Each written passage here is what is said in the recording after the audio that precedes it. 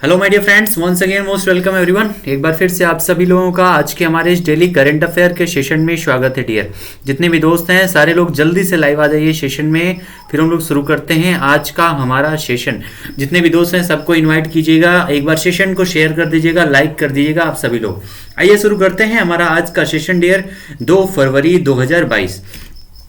याद रखिएगा, हमेशा अपनी छोटी छोटी गलतियों से बचने की कोशिश करो, क्योंकि इंसान पहाड़ों से नहीं छोटे छोटे पत्थरों से ठोकरें खाकर गिरता है। पहाड़ों से ठोकर किसी को नहीं लगती है। याद रखिएगा, वही छोटी छोटी गलतियां आपकी एक दिन बड़ी हो जाती हैं, और ये जरूरी है कि आप हर उस छोटी छोटी गलती को नज़रअंदाज ना करें, बल्कि उन पर ध्यान दें और वो हुई गलतियों को दोबारा रिपीट ना करें।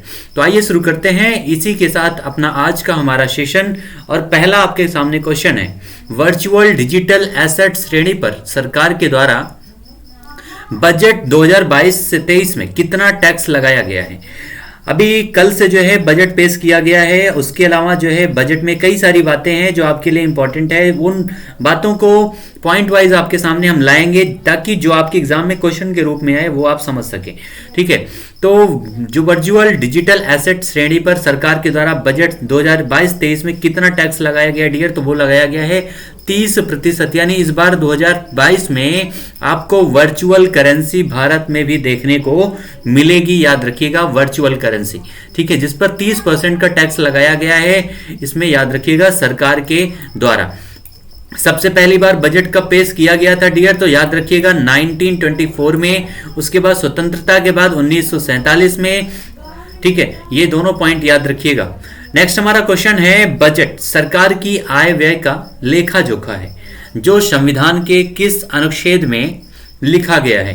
यानी बजट जो है सरकार की आय व्यय का लेखा जोखा, यानी जो भी पूरे साल में सरकार नीतियां बनाती हैं और जिन पर काम करती है, उन सारी चीजों का लेखा जोखा होता है बजट। और ये किस संविधान के अनुच्छेद में लिखा हुआ है, तो आर्टिकल 112 में लिखा हुआ है संविधान के। संविधान में कितने अनुच्छेद हैं डियर, तो 395। ठीक है, टोटल 395 अनुच्छेद हैं, याद रखिएगा। भाग कितने हैं, तो टोटल जो भाग की संख्या है हमारे संविधान में वो है 22। कितने, 22 भाग हैं। अनुसूचियों की संख्या कितनी है संविधान में, तो वो है टोटल सूचियों की संख्या है 12।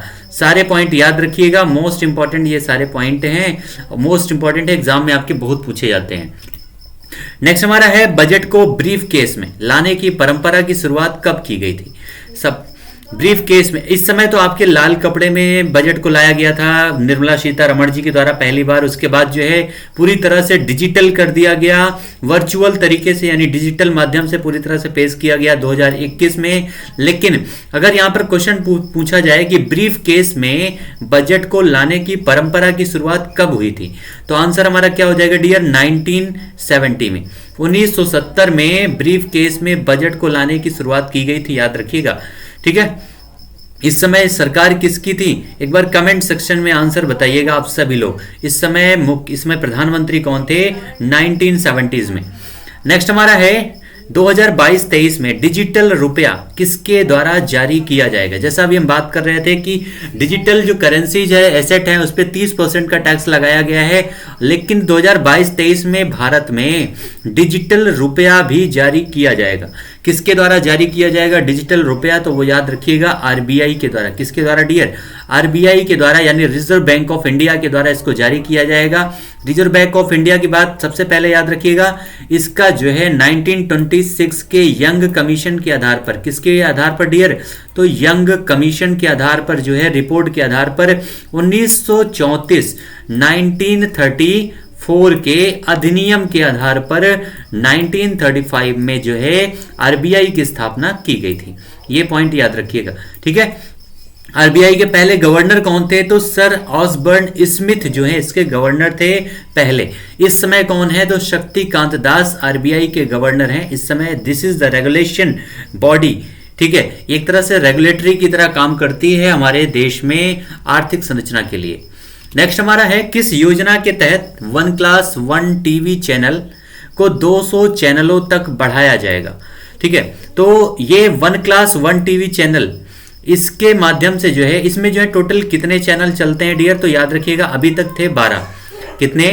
टोटल 12 चैनल थे अभी इसके माध्यम से, one class one TV channel, लेकिन अब जो है इसको बढ़ा करके कर दिया जाएगा 200 चैनल तक। ठीक है, और ये किस योजना के तहत किया जाएगा? तो पीएमई विद्या योजना के तहत किया जाएगा। कोरोना की वजह से देखते हुए डिजिटल माध्यम को बढ़ावा देने के लिए ये जो है किया गया है हमारे बजट में। नेक्स्ट हमारा है बजट 2022-23 में अगले 3 सालों में कितनी वंदे भारत ट्रेनें चलाए जाने की घोषणा की गई है। वंदे भारत ट्रेन बहुत ही सुपरफास्ट ट्रेन है, वंदे भारत एक्सप्रेस, और ये कितनी ट्रेनों को 3 सालों में चलाए जाने की इसमें घोषणा की गई है डियर? तो 400 ट्रेनों को, कितने? 400 ट्रेनों की चलाए जाने की घोषणा की गई है वंदे भारत ट्रेन। इस 2022 से 23 के बजट में ऐसा प्रावधान किया गया है। नेक्स्ट हमारा है नए बजट में देश के कितने जिलों में, नए बजट में देश के कितने जिलों में वर्चुअल, ये आपके डिजिटल बैंक यूनिट्स स्थापित किया जाना है। कितने ऐसे जिले हैं जहां पर डिजिटल बैंक यूनिट को स्थापित किया जाएगा, ऐसा फैसला किया गया है। तो किसके द्वारा डियर? कितने जो जिले हैं? तो डियर याद रखिएगा 75 डिस्ट्रिक्ट। 75 डिस्ट्रिक्ट में टोटल 75 डिजिटल बैंक यूनिट्स स्थापित किए जाएंगे, यानी हर जिले में एक डिजिटल बैंक यूनिट यहां पर स्थापित किया जाएगा, ये याद रखिएगा। ठीक है, हर जिले में एक। नेक्स्ट हमारा है नई बैंक नोट प्रिंटिंग लाइन की स्थापना कहां पर हुई है? नई नोट बैंक प्रिंटिंग लाइन की स्थापना कहां पर की गई है डियर? तो ये किया गया है नासिक और देवास में। कहां पर? नासिक और देवास में इसका जो है परीक्षण किया गया है इस प्रिंटिंग का। ठीक है, कहां पर? नासिक और देवास में। यहां पर क्या होता है? तो यहां पर जो भी बैंकों की जो नोट होती है, नई नई जो बैंक नोटें आती हैं, उन सभी का प्रिंटिंग किया जाता है नासिक और देवास में, इसको याद रखिएगा। नासिक कहां पर है? तो महाराष्ट्र में है, ये याद रखिएगा। और देवास कहां पर है? इसके स्टेट के बारे में भी कई बार पूछा गया है, तो मध्य प्रदेश में है। ठीक है, ये आपका मध्य प्रदेश में है और ये आपका नासिक है महाराष्ट्र में। दोनों पॉइंट याद रखिएगा, जहां पर मुद्रा की नोटों की छपाई की जाती है, प्रिंटिंग किया जाता है। उसके अलावा कहां पर होता है? तो कर्नाटक के मैसूर में होता है। पश्चिम बंगाल के सालबोनी एक जगह है, वहां पर जो है आरबीआई का मुद्रण जो है कार्यक्रम चलता है, वो भी याद रखिएगा, सालबोनी में और कहां पर? मैसूर में। ठीक है, अगर हम बात करें ये किसके द्वारा किया जाता है डियर? तो ये security printing and minting corporation of limited के द्वारा किया जाता है, याद रखिएगा, जो सभी प्रकार के सिक्कों को जारी करने का काम, नोट को जारी करने का काम करता है। नेक्स्ट हमारा है national institute of pharmaceuticals education and research, नाम क्या है? नाइपर। ठीक है, इसका जो शॉर्ट फॉर्म है वो है नाइपर। इसकी जो है किसके द्वारा इसको लॉन्च किया गया है, ये क्वेश्चन पूछा गया है। तो ये लॉन्च किया गया है मनसुख मांडविया के द्वारा। किसके द्वारा डियर? मनसुख मांडविया के द्वारा इसको लॉन्च किया गया है। ये हैं कौन? तो ये केंद्रीय मंत्री हैं, रसायन एवं उर्वरक मंत्री। ठीक है, ये भी याद रखिएगा, ये एक केंद्रीय मंत्री हैं, कैबिनेट मिनिस्टर हैं, रसायन और उर्वरक मंत्री हैं मनसुख मांडविया। ठीक है, और इन्हीं के द्वारा नाइपर जो है एक अनुसंधान पोर्टल है ये। ठीक है, अनुसंधान पोर्टल के रूप में इसको लॉन्च किया गया है। अगला हमारा है मिजोरम का पहला ओडीएफ गांव कौन सा बना है? मिजोरम का पहला ओडीएफ गांव कौन सा घोषित किया गया है डियर? ये क्वेश्चन आपसे पूछा जा रहा है। ठीक है, तो मिजोरम का जो पहला ओडीएफ गांव है वो घोषित किया गया है दक्षिण मोबुआंग को। किसको? दक्षिण मोबुआंग को घोषित किया गया है मिजोरम का पहला जो है ओडीएफ यानी ओपन डिफेक्शन फ्री गांव घोषित किया गया है, जहां पर उस गांव में सभी घरों में शौचालय की सुविधा हो, उसी को कहते हैं ओडीएफ। ठीक है, आइए बढ़ते हैं अपने क्वेश्चन की तरफ, हमारे प्रश्नोत्तरी।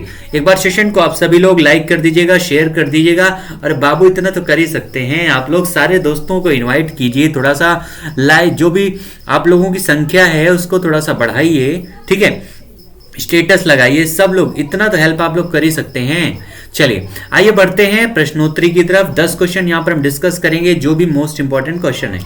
पहला क्वेश्चन आपके सामने है, कोविड-19 से संबंधित सभी प्रकार के जो प्रतिबंध को समाप्त करने वाला यूरोपीय यूनियन का यानी ईयू का पहला देश कौन सा बना है? ईयू मतलब होता है यूरोपियन यूनियन, तो कंफ्यूज मत होइएगा। ठीक है, यूरोपियन यूनियन का मतलब क्या होता है? ईयू इसको कहते हैं, ये पॉइंट याद रखिएगा।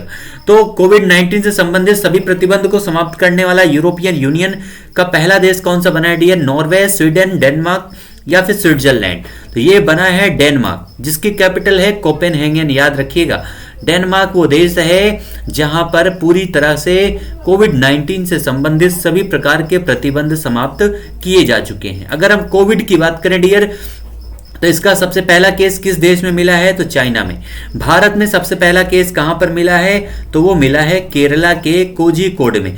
भारत में सबसे पहली कोविड के कारण मृत्यु कहां पर हुई है? तो वो हुई थी, याद रखिएगा, कर्नाटका में। सबसे पहले लॉकडाउन की घोषणा कहां पर की गई थी? तो वो किया गया था ये आपका पंजाब में। और सबसे पहले इसे महामारी किसने घोषित किया था? तो हरियाणा ने। सारे पॉइंट याद रखिएगा, ये मोस्ट इंपॉर्टेंट पॉइंट है जो आपके एग्जाम में पूछे जाते हैं। सबसे पहला शहर कौन सा है जो पूरी तरह से कोविड फ्री बना था? तो वो था आपका भुवनेश्वर, यानी आपका उड़ीसा में। ये भी पॉइंट याद रखिएगा। तो यहां पर आंसर हमारा क्या हो जाएगा डियर? डेनमार्क, कोपेनहेगन हमारा करेक्ट आंसर हो जाएगा। नेक्स्ट हमारा है, किस देश ने 2023 से व्यवसायिक लाभ पर 9% टैक्स लगाने का फैसला किया है? यानी उस देश ने एक तरह से न्यूनतम टैक्स का जो प्रावधान है उसको लागू करने की एक कोशिश की है। और वो देश कौन सा है? सऊदी अरब, अमेरिका, यूएई या फिर भारत? किस देश के द्वारा जो है 2023 तक व्यवसायिक लाभ पर 9% का टैक्स लगाने का फैसला किया गया है? तो ये किया गया है संयुक्त अरब अमीरात के द्वारा, यानी यूएई के द्वारा डियर। ठीक है, यहीं पर आपका T20 वर्ल्ड कप हुआ था, यहीं पर आपका 2021 में आईपीएल का आयोजन किया गया था, यहीं पर जो है दुनिया का सबसे ऊंचा व्हील यहां पर लगाया गया है, जिसके माध्यम से आप पूरे यूएई को देख सकते हैं। एक तरह की रिंग टाइप का, झूला टाइप का जैसा होता है। ठीक है, चलिए, तो आंसर हमारा क्या हो जाएगा डियर? यूएई। अभी हाल ही के समय में यूएई ने काफी सारे अपने कानून में बदलाव किया है। इसके यानी यूएई में पहले जो है शुक्रवार और शनिवार को छुट्टी मिलती थी, हॉलीडे होता था, लेकिन अब इसने उसको दुनिया से जोड़ने के लिए शनिवार और रविवार कर दिया है। और यहां पर कार्य दिवस 4.5 दिन का होता है। कितने डियर? 4.5 दिनों का कार्यकाल अब किसी भी व्यक्ति का जो है यहाँ पर कार्य दिवस होता है, याद रखिएगा। ठीक है, आइए बढ़ते हैं नेक्स्ट क्वेश्चन की तरफ। और नेक्स्ट हमारा है, वर्ल्ड वेटलैंड दिवस कब मनाया जाता है? यानी आपका आर्द्रभूमि दिवस, विश्व आर्द्रभूमि दिवस कब मनाया जाता है? 30 जनवरी को, 1 फरवरी को, 2 फरवरी को या फिर 5 फरवरी को? कब मनाया जाता है वर्ल्ड वेटलैंड डे? ये आपका मोस्ट इंपोर्टेंट क्वेश्चन है, बहुत बार पूछा गया है। वेटलैंड यानी आर्द्रभूमि दिवस। ठीक है, कितने वेटलैंड्स इस समय हमारे देश में हैं? एक बार कमेंट सेक्शन में आंसर आप लोग दीजिएगा। टोटल आर्द्रभूमियों की संख्या हमारे भारत में कितनी है? एक्चुअली इसकी शुरुआत जो है डियर 1961 में इराक में एक जगह है जिसका नाम है रामसर स्थल, वहीं से इसकी शुरुआत हुई थी आर्द्रभूमियों की घोषणा करने की। ठीक है, रामसर स्थल के नाम से भी इसको जाना जाता है, वर्ल्ड वेटलैंड जो आपके स्थल हैं। और इसकी जो दिवस है वो मनाई जाती है 2 फरवरी को। कब डियर? 2 फरवरी को मनाया जाता है ये आपका दिवस, वर्ल्ड वेटलैंड डे, यानी आपका विश्व आर्द्रभूमि दिवस। ठीक है, नेक्स्ट हमारा है, हवासोंग 12 बैलिस्टिक मिसाइल का परीक्षण किस देश के द्वारा किया गया है? ठीक है, खतरनाक नाम है इतना तो देश भी खतरनाक होगा। क्या नाम है? हवासोंग 12 बैलिस्टिक मिसाइल का परीक्षण किस देश के द्वारा किया गया है? तो उत्तर कोरिया, दक्षिण कोरिया, चाइना या फिर जापान के द्वारा? किसके द्वारा इसका परीक्षण किया गया है डियर? तो याद रखिएगा, ये जो आपका परीक्षण है ये किया गया है तानाशाह जो देश है जिसका नाम है उत्तर कोरिया। जहां के तानाशाह कौन है? किम जोंग उन, उन्हीं के द्वारा ये आपका परीक्षण किया गया है, उत्तर कोरिया के द्वारा। ठीक है, किसके द्वारा डियर? उत्तर कोरिया। ये जो आपका बैलिस्टिक मिसाइल है ये लगभग 2000 किलोमीटर की ऊंचाई तक जा सकती है, याद रखिएगा। और इसका जो टाइमिंग है लगभग 1600 किलोमीटर इसने उड़ान भरी थी। आधे घंटे में इसने जो है लगभग 800 यानी 1 घंटे में लगभग 1600 किलोमीटर की उड़ान भरी थी इस मिसाइल ने, और उत्तर कोरिया के द्वारा इसको लॉन्च किया गया है। ठीक है, तो ये मोस्ट इंपॉर्टेंट क्वेश्चन है, याद रखिएगा। हवासोंग 12 बैलिस्टिक मिसाइल किसके द्वारा? तो उत्तर कोरिया के द्वारा। और इस 2 महीने के अंदर जो है याद रखिएगा उत्तर कोरिया के द्वारा ये 7वां प्रक्षेपण है किसी मिसाइल का। यानी ये तो ऐसा देश है जो दिन भर युद्ध पर उतारू रहता है। 7वां परीक्षण है इस देश के द्वारा, उत्तर कोरिया के द्वारा। नेक्स्ट हमारा है, किस किस देश में आए बम चक्रवात? नाम क्या है चक्रवात का? चक्रवात का नाम ही बम है तो खतरनाक तो होगा ही। ठीक है, तो नाम है चक्रवात का, क्या नाम है डियर? तो नाम है बम। तो किस देश में आए बम चक्रवात की वजह से कई राज्यों में आपातकाल की घोषणा की गई है, यानी वहां पर उस देश में कई सारे प्रांतों में या राज्यों में आपातकाल लगाया गया है। वो कौन सा देश है जहां पर इस नाम का चक्रवात आया है, जिसका नाम है बम चक्रवात? ठीक है, फिलीपींस में, मैक्सिको में, अमेरिका में या फिर जापान में? याद रखिएगा, फिलीपींस तो एक ऐसा देश है जहां पर अभी भारत और फिलीपींस के बीच में ब्रह्मोस मिसाइल के लिए करार किया गया है। वो पॉइंट याद रखिएगा, किसके लिए? भारत और फिलीपींस के बीच ब्रह्मोस मिसाइल के लिए। लेकिन ये आपका जो बम चक्रवात है ये आया हुआ है अमेरिका में। कहां पर डियर? अमेरिका में ये चक्रवात आया है, बम चक्रवात। और इसमें जो है क्या है, बर्फीले तूफान जो है इसमें चलते हैं, इस तरह के जो आपका तूफान आया हुआ है अमेरिका में, और इसमें लगभग जो है 7 करोड़ से ज्यादा लोग प्रभावित हैं। और अमेरिका की अगर हम बात करें डियर, तो आपके अमेरिका के साइड में जो भी चक्रवात आते हैं उनको किस नाम से हम लोग जानते हैं? तो उनको हम हैरिकेन के नाम से जानते हैं। ये भी पॉइंट याद रखिएगा। कहां पर? जो भी अमेरिका यानी उत्तरी अमेरिका के साइड जो भी चक्रवात आते हैं उनको नाम दिया जाता है हैरिकेन। ठीक है, उसके अलावा इधर अगर हम बात करें प्रशांत महासागर में, चाइना, जापान के आसपास जो तूफान बनते हैं उनको नाम दिया जाता है टाइफून। ठीक है, ऑस्ट्रेलिया में इन्हीं चक्रवातों को विली विली कहा जाता है, जबकि भारत में इन्हें हम चक्रवात का नाम देते हैं। तो सारे पॉइंट याद रखिएगा, ये इंपॉर्टेंट क्वेश्चन है आपके एग्जाम के लिए जो पूछे जाते हैं। तो आंसर यहां पर हमारा हो जाएगा अमेरिका, जिसकी कैपिटल है वॉशिंगटन डीसी। जो बाइडेन यहां के प्रेसिडेंट हैं, कमला हैरिस यहां की वाइस प्रेसिडेंट हैं, और वॉशिंगटन डीसी में आपका वर्ल्ड बैंक और IMF का मुख्यालय भी है, वो भी याद रखिएगा, जिसकी स्थापना 1945 में हुई थी। नेक्स्ट हमारा है भारतीय तटरक्षक बल का 46वां स्थापना दिवस कब मनाया जाता है? भारतीय तटरक्षक बल यानी इंडियन कोस्ट गार्ड, ठीक है, इसका जो 46वां स्थापना दिवस है वो कब मनाया गया है? 1 फरवरी को, 2 फरवरी, 3 फरवरी या फिर 4 फरवरी को? कब मनाया जाता है ये आपका भारतीय तटरक्षक बल दिवस? तो ये आपका जो भारतीय तटरक्षक बल दिवस है डियर, ये मनाया जाता है 1 फरवरी को। ठीक है, 1 फरवरी को इसको सेलिब्रेट किया जाता है, जो इसका 46वां स्थापना दिवस है इस बार। याद रखिएगा, कितना? 46वां स्थापना दिवस है। वीरेंद्र सिंह पठानिया जो है इसके महानिदेशक हैं, ये भी याद रखिएगा। कौन है? वीरेंद्र सिंह पठानिया, जिनको अभी हाल ही में दिसंबर में हम लोगों ने डिस्कस भी किया था। दिसंबर के महीने में वीरेंद्र सिंह पठानिया को भारतीय तटरक्षक बल का महानिदेशक बनाया गया था। ठीक है, तो हमारा आंसर हो जाएगा यहां पर 1 फरवरी को मनाया जाता है भारतीय तटरक्षक बल। इसकी स्थापना की अगर हम बात करें डियर, तो 1977 में इसको स्थापित किया गया था। इसका आदर्श वाक्य क्या है? तो वयम रक्षाम इसका जो है आदर्श वाक्य है। नेक्स्ट हम बढ़ते हैं अगले क्वेश्चन की तरफ। अगला हमारा है लेफ्टिनेंट जनरल GAV रेड्डी को किस एजेंसी का प्रमुख बनाया गया है? GAV रेड्डी को किस एजेंसी का प्रमुख बनाया गया है? लेफ्टिनेंट जनरल, इनका पूरा नाम है लेफ्टिनेंट जनरल GAV रेड्डी, और इनको जो है किसका प्रमुख बनाया गया है? रॉ का, IB का, CID का या फिर रक्षा खुफिया विभाग, यानी इसको कहते हैं DIA यानी डिफेंस इन्वेस्टिगेशन आपका एजेंसी। DIA के नाम से जानते हैं, रक्षा खुफिया विभाग, और इसी का जो है इस एजेंसी का प्रमुख बनाया गया है लेफ्टिनेंट जनरल GAV रेड्डी को। ठीक है, 2022 जनवरी में इनको जो है ये नियुक्ति प्रदान की गई है, क्योंकि इसके पहले जो थे जिनका नाम है KJS ढिल्लो, जो अभी तक जो है इसके प्रमुख थे, KJS ढिल्लो का स्थान इन्होंने ग्रहण किया है। रक्षा खुफिया विभाग के नए महानिदेशक बने हैं GAV Reddy. Most important question आपका ये बनेगा, याद रखिएगा। अगर हम DIA की बात करें डियर, तो इसके पहले महानिदेशक का नाम था जनरल कमल डावर। ठीक है, क्या नाम था? कमल डावर इनके पहले जो है इसके महानिदेशक का नाम था DIA के। ठीक है, चलिए तो आइए बढ़ते हैं नेक्स्ट क्वेश्चन की तरफ। और याद रखिएगा इसकी स्थापना कब हुई थी? तो 2002 में DIA का स्थापना हुआ था 2002 में। अगले क्वेश्चन की तरफ बढ़ते हैं। नेक्स्ट हमारा है होयसला टेम्पल किस राज्य में है? होयसला जो मंदिर है किस राज्य में है, जिसे यूनेस्को ने 2022 के नॉमिनेशन में शामिल किया है? होयसला टेम्पल, यानी उम्मीद है कि 2022 में भी भारत को एक नया यूनेस्को स्थल देखने को मिलेगा, जिसका नाम है होयसला मंदिर। ठीक है, कहां पर है? केरला में, तमिलनाडु, गुजरात या फिर कर्नाटक में? तो याद रखिएगा डियर, जो होयसला टेम्पल है ये है आपका कर्नाटका में। कहां पर? कर्नाटक में ये मंदिर है जिसको यूनेस्को ने अपनी नॉमिनेशन सूची में शामिल किया गया है। वैसे तो ये जो आपका होयसल टेम्पल है लगभग 2014 से इसको जो है नामित किया गया है, इसको सूची में रखा गया है, लेकिन अभी तक इसको घोषित नहीं किया गया है। लेकिन इस बार उम्मीद है कि भारत को एक नया स्थल मिल जाएगा, एक नए होयसल मंदिर के रूप में नया यूनेस्को स्थल मिलेगा भारत को।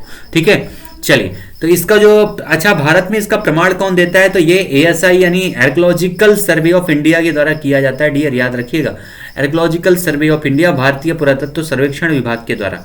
ठीक है, इसका जो मंदिर है होयसल टेम्पल, इसको किसने बनवाया था? तो होयसल जो मंदिर है ये होयसल राजा जो थे उन्होंने बनवाया था, इसको याद रखिएगा। सिल्ट पत्थर से बना हुआ है, सिस्ट पत्थर से, कर्नाटक में है।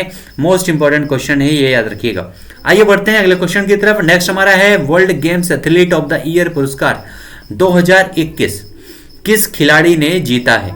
नाम क्या है? World games athlete of the year पुरस्कार 2021 किस खिलाड़ी ने जीत लिया है डियर? रानी रामपाल ने, PR श्रीजेश ने, PV सिंधु ने, या फिर नीरज चोपड़ा ने। तो किसने जीता है ये खिताब? तो ये जीता है ये रानी रामपाल की बात करें डियर तो ये 2019 में ये पहली भारतीय बनी थी इस खिताब को, इस पुरस्कार को जीतने वाली। लेकिन 2021 में PR श्रीजेश यानी जो भारतीय हॉकी टीम के खिलाड़ी हैं, PR श्रीजेश डिफेंडर हैं, और इन्हीं को ये आपका पुरस्कार दिया गया है world games athlete of the year का पुरस्कार 2021 में। ठीक है, तो आंसर हमारा क्या हो जाएगा? PR श्रीजेश। लेकिन पहली बार किसको मिला था? तो रानी रामपाल, भारतीय हॉकी टीम की महिला कैप्टन खिलाड़ी हैं रानी रामपाल। इस समय कौन है? सविता पूनिया, जो अभी हाल ही में आपका दौरा हुआ था भारतीय हॉकी टीम का महिला का। ठीक है, सविता पूनिया। आइए बढ़ते हैं लास्ट क्वेश्चन पर। अंतिम क्वेश्चन हमारे सामने है LIC यानी लाइफ इंश्योरेंस कॉर्पोरेशन। अंतिम क्वेश्चन है डियर आपके सामने, और LIC के द्वारा, किसके द्वारा? LIC के अध्यक्ष जो हैं MR कुमार, अभी हाल ही में जो है इनका कार्यकाल बढ़ा दिया गया है। तो इनका जो कार्यकाल है वो कब तक के लिए बढ़ा दिया गया है, ये आपसे क्वेश्चन पूछा गया है। क्या कि LIC के जो अध्यक्ष हैं जिनका नाम है MR कुमार, इनका कार्यकाल कब तक के लिए बढ़ा दिया गया है? तो याद रखिएगा LIC के हेड जो हैं इनका कार्यकाल बढ़ा दिया गया है 2023 तक के लिए। ठीक है, 2023 तक के लिए इनका कार्यकाल बढ़ाया गया है। 2019 में इनका अपॉइंटमेंट इस पद पर हुआ था, 2019 में। ठीक है, तो 9 महीने का विस्तार इनको दिया गया है फिर से, और 2023 तक इनको विस्तारित कर दिया गया है। LIC की अगर हम बात करें डियर तो LIC की स्थापना 1956 में हुई थी। कब? 1956 में जो है लाइफ इंश्योरेंस कॉर्पोरेशन की स्थापना की गई थी। भारत की सबसे बड़ी जीवन बीमा कंपनी है LIC। ठीक है, भारतीय संसद के द्वारा इसको पारित करके इसका जो है इसको बनाया गया था 1956 में। इसका मुख्यालय कहां पर है? तो याद रखिएगा बॉम्बे में इसका मुख्यालय है, मुंबई में। ठीक है, तो ये सारे क्वेश्चन थे डियर आज के हमारे सेशन के, जो भी मोस्ट इंपॉर्टेंट आपके एग्जाम के लिए बनते हैं। होप सो आप लोगों ने एंजॉय किया होगा आज के सेशन का, और उम्मीद करते हैं आप सारे लोग सेशन को एक बार शेयर कर दीजिएगा, लाइक कर दीजिएगा, सारे दोस्तों के बीच में शेयर कीजिएगा इसको, जो भी आपके पास माध्यम हो। ठीक है, इतना तो आप कर ही सकते हैं, क्योंकि आपके लिए इतना मेहनत हम करते हैं, तो आप लोग शेयर जरूर कर सकते हैं। ठीक है, मिलते हैं फिर से अगले सेशन में नए टॉपिक के साथ में। तब तक के लिए आप सभी लोगों को, कुछ लोगों का क्वेश्चन था सर GS की क्लास कब होगी, तो याद रखिएगा GS की क्लास डियर आपका जो मैटर है वो बस कंटेंट रेडी हो चुका है। बहुत ही जल्दी GS की क्लास हम शुरू करेंगे, जो आपकी डेली चलेगी। लगभग 50 क्वेश्चन की क्लासेस होंगी। ठीक है, जिसमें आपके लगभग 20 साल से जो भी पेपर आपके एग्जाम हुए हैं उन सभी एग्जाम से रिलेटेड जो क्वेश्चन हैं उन सारे क्वेश्चन को हम कवर करेंगे वहां पर, और सभी एग्जाम के लिए वो इंपॉर्टेंट होगा GS का सेशन। ठीक है, तो बहुत ही जल्दी हम उसको शुरू करेंगे। 50 क्वेश्चन का सेट होगा, लाइव क्लासेस चलेंगी। बस उम्मीद है कि आप लोग थोड़ा सा सेशन को शेयर कीजिए और सारे दोस्तों को थोड़ा सा इनवाइट कीजिए सेशन में। ठीक है, चलिए मिलते हैं अगले सेशन में फिर से। आप लोगों को थैंक यू सो मच।